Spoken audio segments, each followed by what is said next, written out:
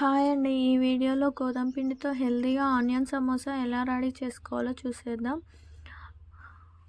మైదా పిండి ఇష్టపడని వాళ్ళైతే ఇంట్లోనే ఇలా గోధుమ పిండితో ఆనియన్ సమోసా రెడీ చేసుకోవచ్చు. చాలా హెల్తీ, చాలా బాగుంటాయండి. ఇప్పుడు మనం ఒక బౌల్ తీసుకొని అందులో 2 కప్పు గోధుమ పిండి తీసుకోవాలి. అందులోకి వేడి నూనె వేసుకొని ఒక స్పూను సాల్ట్ యాడ్ చేసుకొని మొత్తం కలిసేలా ఇలా కలుపుకోవాలండి. మనం చేతితో ముద్ద చేస్తే ఇలా ముద్ద కావాలి. అప్పుడే ఆయిల్ సరిపోయినట్టు.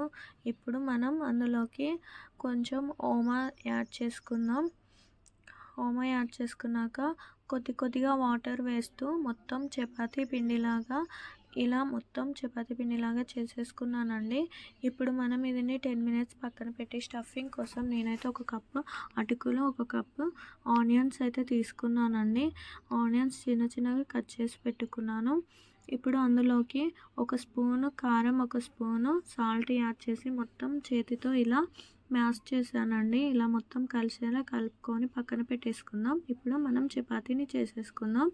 చూడండి, ఎంత పలుచగా వీలైతే అంత పలుచగా చేసుకోండి.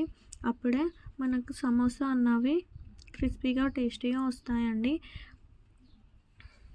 మనకు వీలైనంత పలుచగా చేసుకొని దాన్ని 2 సెకండ్స్ ప్యాన్ పెట్టుకొని ప్యాన్ పైన 2 సెకండ్స్ అటు ఇటు వేయించుకోవాలండి.